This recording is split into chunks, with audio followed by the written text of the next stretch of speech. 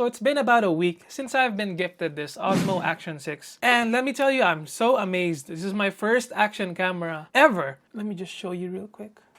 I already have a camera, this one. And now we have another camera to add to our arsenal. So hopefully I can share with you my experience and everything that I've learned about this camera in just about a week of experience. Spoiler alert, it's not gonna replace my main camera. However, for a lot of other applications, this is great. This is so handy. Okay, let's do the unboxing first so I can show you what comes in the box. This is the DJI Osmo Action 6. I actually got this as a Christmas gift from my mom. Thank you, Mom. Everybody say thank you, Mom, in the comment section.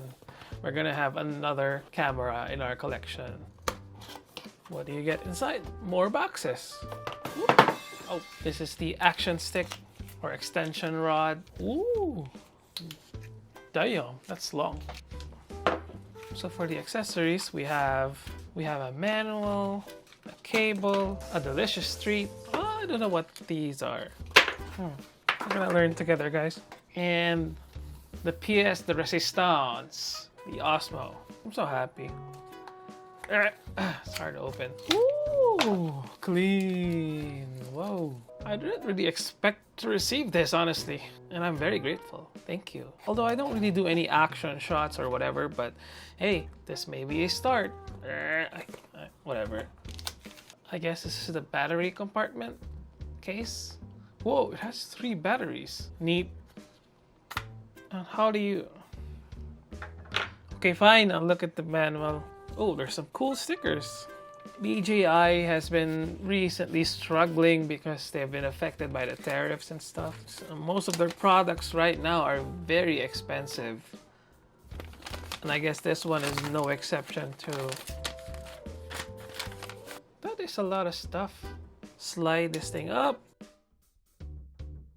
Oh, look at that. Another treat. Another candy. Just kidding, don't eat that. And turn it on. Oh, it's a touchscreen. Wait, do I really have to set this up? Oh, it's December 25. It's Christmas today. Merry Christmas. We can film in 4K. Ooh, I can film some slow motion. What does it look like though? Oh, I'm dumb. I don't want to take it off. Okay, fine. Yep. Ooh, the camera quality is insane though. I'm gonna talk about the specs a little bit more, but just quickly, it has a 1.1-inch CMOS sensor. Wow. I gotta do a little bit of tweaking though, because right now the white balance is off. Hello. Time to enjoy this for a week and then I'll get back to you guys. Bye-bye. 1 week later. And we're back. So if you just opened your Osmo Action 6, you'd be surprised to know that you need to make an account with the DJI Mimo app. You can temporarily skip it up to 5 times. The problem is, out of the box, it's asking you to download the app from a QR code, but on the Google Play Store, there's already a listing for the DJI Mimo app. So you don't really have to follow this. However, if you've done that, you can do a lot of cool things with this using your phone. Like using your phone as a viewfinder, changing the settings there, you can access the files as well, and some other stuff. If you're watching this video, you're probably curious to the specs. Let's just quickly read it. While we're reading it, I'm gonna use this to show you the footage. Okay, the Osmo Action 6. It has a CMOS sensor, 1 or 1.1 inch. It has a hard time focusing on very small details, but it has a variable aperture of f2.0 to f4.0. This is great for extreme temperatures, for ski trips, for time-lapse outside, for camping or whatever, cold resistant, and has a 4-hour battery life. Although with my experience, one small battery, which is 1950 milliamp hours, I think I can get around 2 hours. Maybe if you use all the batteries that comes with the... What is this? The Adventure combo. Maybe you can reach 4 hours with 4K. I'm using 4K 30 FPS now. Oh, the sound quality of this one is great. This can be used as a transmitter for your DJI wireless mics. I don't have those. I have a Hollyland, but this can work too. I just need to use this receiver and plug it directly to the USB-C here. There's a USB-C port. There's a USB-C port here. It has 50 gigabytes of built-in storage, and it's fast storage too. So when I would transfer files from this to my PC, it was blazingly fast. And supposedly, it has waterproof linings here, like these orange ones here, protect it up to 20 meters. But if you use like a diving case or a waterproof case that's built specifically for this, you can go even beyond 20 meters. 50 meters or something like that. I can't really tell how long the warranty is. I'll put the warranty length here. So my adventure combo comes with an extension rod that extends up to 1.5 meters. Pause on that one. It's this long. You can see it. You can use it on your enemies. I'm just kidding. Don't do that. It has a neat charging case. Resembles like an AirPods case for your 3 batteries, and you can charge them all at the same time using USB-C. And it comes with a pair of this magnetic clip. It feels like it's bolted there. Look, I'm a bit worried about the strength of the magnetism. It might get weaker over time, but currently right now it's in there. So it comes with 2 of these and 2 of these for the adventure combo. I'm sorry, I'm just really excited to show you. Here's some footage. Right now I am at 4K 30 with the Rocksteady. It has 4 image stabilization modes. Rocksteady, Horizon, Ready, Horizon something. I'll show it to you soon, okay? To be honest, I'm still quite figuring out the best settings to use because it can be a little grainy, especially coming from a mirrorless camera here that I'm using. However, if you're outside, this is much more portable, much more convenient to use than a mirrorless camera. This doesn't overheat as fast as this one, and the onboard audio is really great. So this is what it looks like. I'm watching Sambucha right now. This is my desk. I like having the ISO low on my cameras because it captures more detail and then just compensate it with great lighting. But for the DJI camera, I probably need to increase the ISO. So I'm going to increase it to 800. So this is not just an action camera. You can do a couple of other things like taking pictures. You can take pictures on this. Although why would you? Video. You can do SuperNight, which increases the sparkliness, which increases the sparkle of streetlights, of the stars.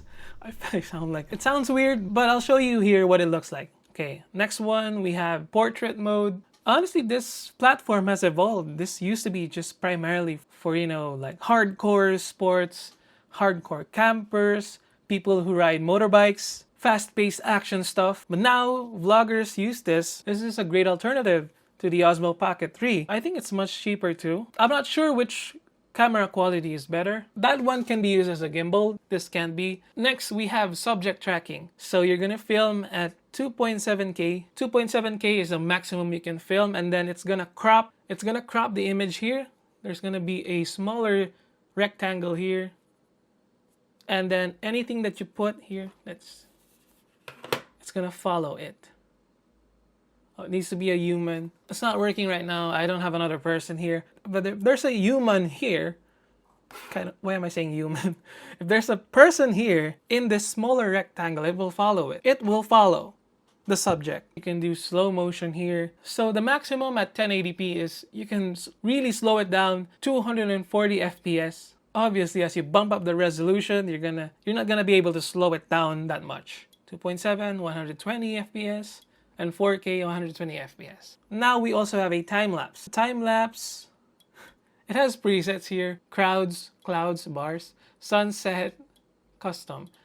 So that's nice. It's easy. It's very user-friendly. Oh, also, did I mention that both of these panels are OLED? You know how much of an OLED glazer I am. If you want to get to the settings real quick, there's like a quick menu here, similar to your Android device or your iPhone. This is the settings menu. Snapshot just means that if this is turned off, if you click the shutter button, it will immediately turn on. You can use just one single screen to preview because having both at the same time might draw some battery life, more battery life. Like I said earlier, this is a receiver for your DJI wireless mics. You can set the volume settings here and everything. You can connect your wireless earbuds, change the brightness, always on display, screen off when recording, built-in mic audio backup, timer shooting. Very straightforward. You get the gist. Unlock screen. I put the bitrate on high just so that I can maximize the quality. The sounds medium because the sounds can get annoying when you're using it in public. So I put it on medium. The sounds just mean the sound effects that it makes. You can use this for live streaming as well as a webcam, storage. Also, you can extend the storage. It has onboard 50 gigabytes. You can extend it with a micro SD card. I'm not really quite sure about the capacity though. Editing, Josh, put it here. Oh, the quick switch button, I guess is this one. Oh yeah, the QS.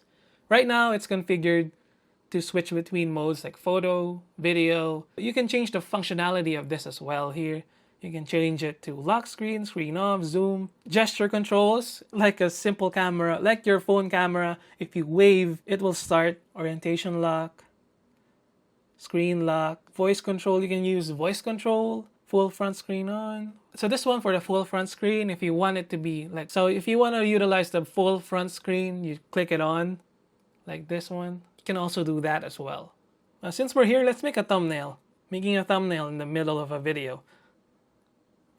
So we've covered the quick menu here. It's time to talk about the elephant in the room, the quality of the CMOS sensor, honestly. As of the moment, it's sort of a compromise game. Obviously, this is not going to be as beautiful as the colors of this Canon camera here, but this is much more cumbersome. I think this is better for studio applications because I don't really have to set it up all the time. But this for on-the-go, run-and-shoot situations, this is going to be superior. And just the stabilization is so neat. So this is what it looks like. It has all of these symbols here. Don't you worry, it's easy to follow. So if you click here on the right side, you can change a lot of the settings.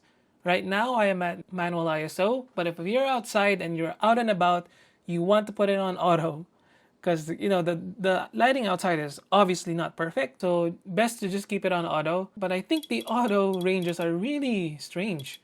There's like 100 to 800 all the way up to 100 to 25,000. That's a lot. And if you increase the ISO, the video quality will diminish. Right now, I'm just going to set it to 800 since we're in the studio, my bedroom. And I'm going to put the shutter speed at 60. I'm usually filming at 30 FPS. And I'd like to double the shutter speed. So other than that, you can change the white balance. You can change... This has D-Log. That's what they call... If you put it on D-Log, 10-bit, basically, you can color correct it in your editing program. It's going to be super dull, no colors at all. You can do your color correction magic in like DaVinci or something like that. Color recovery, it's kind of defeating the point, but I don't know what's the point of color recovery and D-Log. It's going to put the color back, but the whole point of D-Log is that you have the option. You can have the flexibility to color correct. So I don't understand that. You can also change the aperture. Right now I'm at 2.6, and you can, to try and, make the quality better, I try to put the texture at 2 and then the noise reduction at 1. One thing that has to be said about this camera is that it's grainy, so you have to deal with it by using the inbuilt noise reduction, which is unfortunate. But I guess that's a trade-off. This is a camera that you can take literally anywhere with no hassle, with image quality that's like similar to your flagship smartphone. Maybe a bit better. I know they say that this is great for low light shooting, but I highly doubt that. As a matter of fact, let me show you here what it looks like in low light.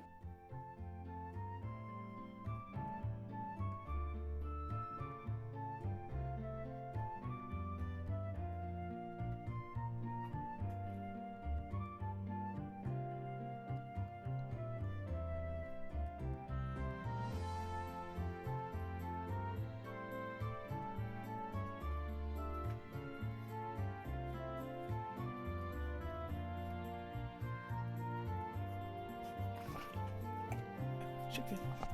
Shake it. Good boy.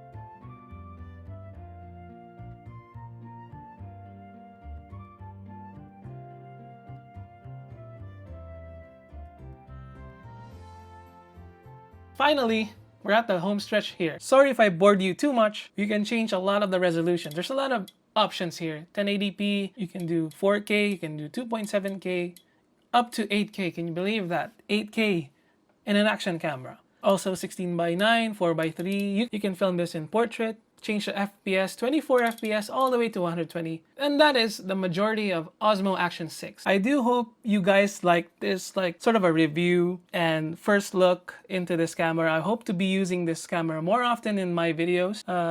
It just depends on my creativity at the time. It's not the perfect camera for video, but honestly, I like it. No, scratch that. I love it. So if you like the video, please like and subscribe. Let me know what you want me to film. I have a bike. I can ride a bike if you want to see me ride a bike. And just mount this on my helmet. Does that count as action? Well, anyways, thank you and goodbye. I made this channel cause I was just a little bored. Please subscribe, there's a whole world that we can all explore. Cause we're all born minds to think alive. We're all born minds to think alive.